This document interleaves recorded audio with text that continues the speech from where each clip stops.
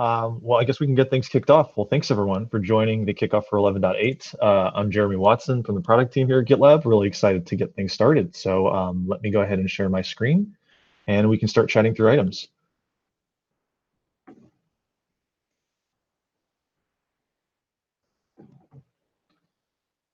Cool. You should be able to see my screen. So for the managed side of the DevOps lifecycle, I have a couple of items that I wanted to talk through.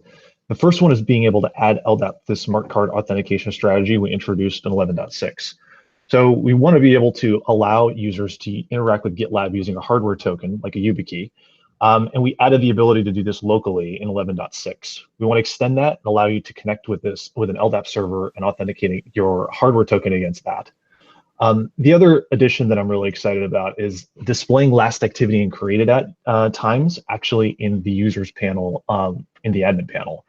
One of the things that admins kind of typically a question they need to answer is when users kind of join GitLab and when they were last active on the instance. And we want to be able to make that a very easy question to answer by putting that information directly in the users panel. I'll come back to this after we hear from Victor and Plan. Victor, over to you. Thanks, Jeremy. Quickly sharing my screen here. And so on the plan side, we have a couple of really exciting things as well. So this is a feature that we started on last cycle, and then we're really close to being finished, and basically being able to move horizontally in time in the roadmap view. So basically, you can see in the screenshot here, you have a roadmap and just being able to go back and forth, scrolling back and forth in time.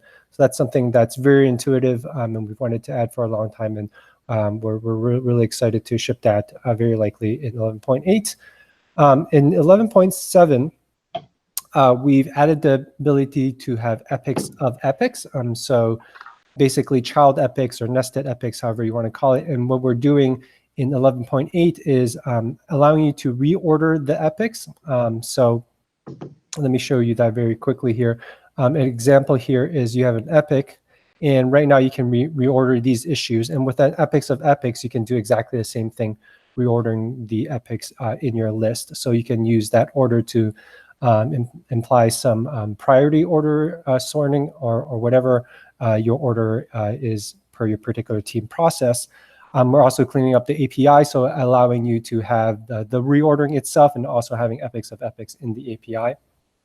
We're going to allow saving the activity filter option to the backend for epics. So again, what that means really quickly is just this particular option here. Let me pull up the epic really quickly here. Right here, this show activity here for an issue, we have exactly the same thing for epics, and we're going to allow you to store that and persist that on the backend. So wherever you log into GitLab, you'll have that setting saved. Starting a discussion from a non-discussion comment, it's a bit of a mouthful, but essentially we wanted to have threads in GitLab, and you already have this in GitLab if you'll notice, but the feature is a little bit hard to use because you have to start typing here, and you have to decide that it's going to be a discussion thread in the beginning. So just like many different systems like Slack and other apps, you can take an existing comment and then start a thread with that. We're going to allow that inside GitLab as well. So that's very exciting. A lot of folks have requested that. We're going to have an updated design for the related merge requests inside an issue. So right now inside an issue, if you look at any issue, you will have a list of merge requests at the bottom of right below the description. Right here, see related issues and then related merge requests. So the related merge requests will follow pretty much the same design. And so right now, related merge requests are just just lines of links without any Chrome. We'll improve that so it looks like related issues. And finally, we're going to allow folks to create a merge request inside the Jira issue development panel itself. So the Jira issue development panel is a really helpful integration inside every Jira issue if you've connected it to GitLab. And we wanted to allow folks to be able to create a merge request right from a GitLab merge request right from inside the Jira development panel. Jeremy, back to you. Thanks, Victor. Let me share my screen again.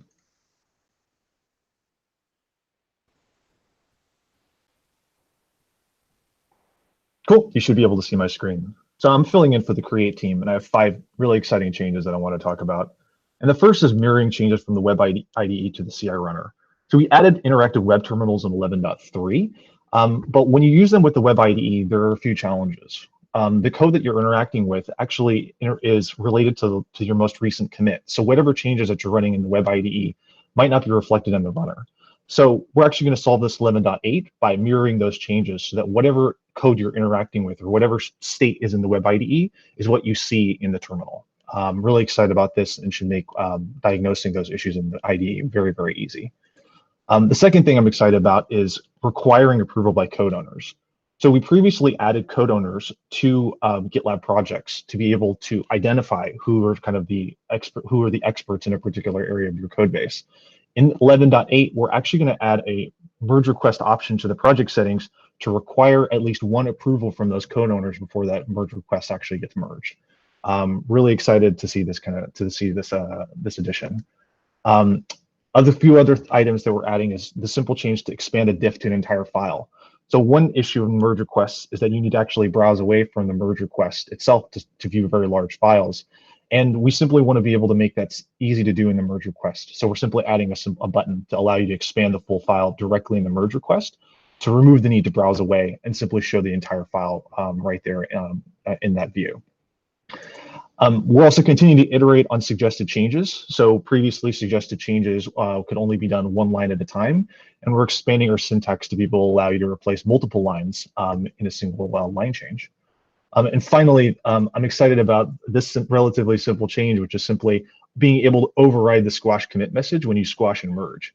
Typically what will happen when you squash and merge is a very informative commit message will get actually overwritten by several fix-up messages that you might have added previously. And now you'll be able to override that and make sure that when you squash and merge, you'll have a very informative comment that'll be a commit message that'll be retained. So you'll know exactly what this is all about. So that's all from Create. Jason, over to you. Hey everybody, so let me get my screen shared here. All right, so for Verify, we have these 3 items here, which I'll quickly take you through. The first is that we're implementing a new pipeline dashboard view, which will be a customizable view that lets you see all of the pipelines that are running across any number of projects or groups of projects that you might like. This will be a configurable thing where you can choose what you're wanting to look at, and it'll show you, and now this is a mock-up, of course, so this may change a bit, but it'll show you which pipelines have passed, if any downstreams have run or are in play, and whether they have passed or not, any failed. And so you can build a dashboard here that will let you see for all the projects that you care about, what the at-a-glance status is and if there's anything that you need to take a look at. We're also delivering the cross-project trigger ability. So not much to show on this one, but if anyone is doing cross-project triggers right now, you know that you're making a curl command to call the API to do the trigger. So now we'll have a native syntax for that. And then features like this next one, recursively expanding the upstream and downstream pipeline, we'll be able to take advantage of that. Now this is a feature that's already coming in 11.7, but what we're adding here on this animation is that you can go infinitely in either direction. So if you have pipelines that trigger pipelines that trigger pipelines that trigger pipelines, you can explore all the way through those pipelines and see everything that was triggered, and you can kind of explore all the different branches of how those are triggered as well. So with that, back to you, Josh. Thanks, Jason. That's pretty exciting. On the package side, we have a number of kind of minor items we're working on, but also we're working to include packages now in project import-export. Previously, they weren't included, and so if you're exporting your projects, they were not included, and so we want to make sure they're included in there.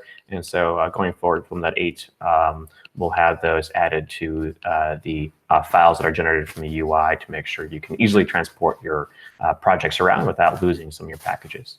Jason, back to you for release. All right, thanks, Josh. Let me get my screen shared one more time. So for release, we also have 3 items, 2 about pages and another one here. So the first item on the list is we're adding support for subgroups to pages. This will allow you to set up pages using a URL that will look something like this for pages projects within a subgroup. This is a very, very highly requested feature, so we're very, very excited to be delivering this one. We're also improving our feature flags feature, the ability to manage feature flags within GitLab for your code by adding the ability to set the feature flag on or off on a per environment basis. For example, it might look something like this, where you've got your production environment where the flag is off, and then stage off as well, QA environments, and then your non-protected environments are on. There are some mockups in here, but these are a bit earlier. We're going to be finalizing these in the next day or two. But it'll be something like a matrix that gives you control over how you want to turn these things on and off in your various environments. And then finally, enabling access control for pages on GitLab.com. We added the access control for pages feature a release or two back. So this is making that now available on GitLab.com. So what this will let you do is control who has access to the pages that you're publishing. So if you're doing something like publishing private documentation or publishing a private website, you could control access through this means. And with this change, you'll be able to do it on GitLab.com. So back to you, Daniel. Thank you, Jason. Let me share my screen here. So the configure team is excited to take back up the work on the ability to upgrade the runner application when it's deployed via the Kubernetes integration. So currently, once you deploy apps via the Kubernetes integration, there's no way to upgrade them. And basically, what we want to do here is that we'll show you the current version of the app that is running. And when the newest version is released, we'll upgrade it automatically for you. And we hope that the method that we use for this particular app will be the one that we use for the rest of the apps. So we'll update them as new versions are released. So we'll do it for the runner in this particular release, and then we'll do it for the other apps in the future. The next thing that we're going to work on is moving the Auto DevOps domain from where it currently sits in the CI/CD settings, and we'll move it to the cluster settings. So basically, as you know, right now, if you go to the CI/CD settings for your project, you're going to be able to set up the domain for Auto DevOps. That's great. However, if you have multiple clusters, setting up multiple domains is not intuitive, and it has to be done kind of through variables. And yeah, it's kind of a little cumbersome. So basically, when we take it back to the cluster settings, you're going to be able to just set up the base domain right there as you're setting up the environment scope of the cluster and you're seeing the apps. So that's going to be moved there, making that, using that with multiple clusters a lot easier. The next thing that we're going to work on is giving you more control around the configurability of Auto DevOps, and more specifically, the ability to disable it at the user space level for GitLab.com. So if you're a GitLab.com user, and let's say you have hundreds of projects, and for some reason you don't want to use Auto DevOps, you would have to currently disable them individually. So this will give you the ability to disable them for the entire user space on your for GitLab.com, providing you more control over its configuration. The next thing that we're going to work on is going to be increased security for the Jupyter Hub deployment when used via the Kubernetes integration. So basically what this will allow you to do is whenever you deploy Jupyter Hub via the Kubernetes integration in one of your projects, only members of the group that the project belongs to will be able to log in via GitLab authentication when logging into Jupyter Hub, basically providing you with increased security. And then the last thing that we're going to work on is something that was announced by our CEO, Sid, a couple of weeks ago in our blog post, and that is that we are moving ChatOps to core. So ChatOps is currently an ultimate feature, but we see that it has a lot of usage by individuals, developers, operators. So we really want to bring that feature set and all the power that it brings to core, and we'll be working on doing that as part of this release. And that does it for the configure team. And Josh, on to you for monitor. Thank you, Daniel. It's really exciting that we're able to bring that to core. Let me go ahead and get my screen shared. So hopefully that's coming through now. We have a few exciting items here on the monitor side. The first one is we want to enhance our operations dashboard feature to also include the pipeline status. Currently, it looks like this, and we'll be enhancing this to also give you visibility into what the current or last pipeline is, whether it's running or failed or passed. This can be important if you're waiting for deploy, or if you want to get a quick idea if your, for example, master is currently red. This can give you that quick at-a-glance view of that portion of your project and how healthy your CI is, which is always really important to know.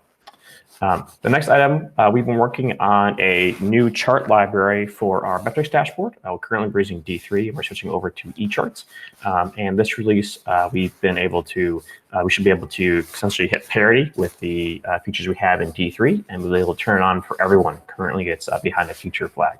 So that'd be very exciting to get that enabled and get some benefits, as well as increased velocity going forward with a higher level chart for our team. The next one we'll be working on is a nice user enhancement here, where if you're using custom metrics, currently we don't do validation on the query. So we'll now be doing validation on the query and informing you if the query is valid or not. And this will give you quicker feedback here when working with the PromQL queries than if you had to wait and try to go to the dashboard and then see it failed. So it's a nice little user improvement there to help improve the ability to add queries to our to the dashboard. The next item, again, is a similar UX improvement to our Sentry integration. And so we're launching that here in about 2 weeks as part of 11.7. And what we're doing here is enabling an easier way to connect it to your project. And so currently you have to kind of know the API URL to your project with the right endpoint.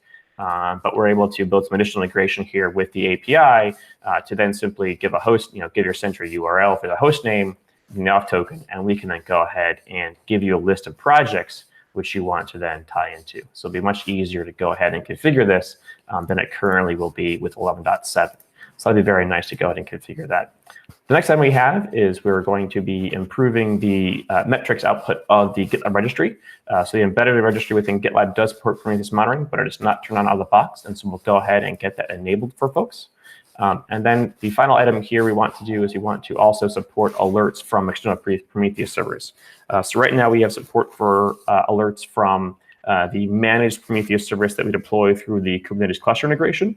And we want to expand out support for having GitLab be aware of alert status for Prometheus services that you might manage by yourself. And so we're going to go ahead and get that done here in 11.7. So some exciting options for us. Fabio, why don't you tell us about what you're doing with Secure? Yeah, thank you, Josh. And let's take a look at the plan for the Secure team in 11.8. So let's start with the option for users to set the group level dashboard as the default view for a group.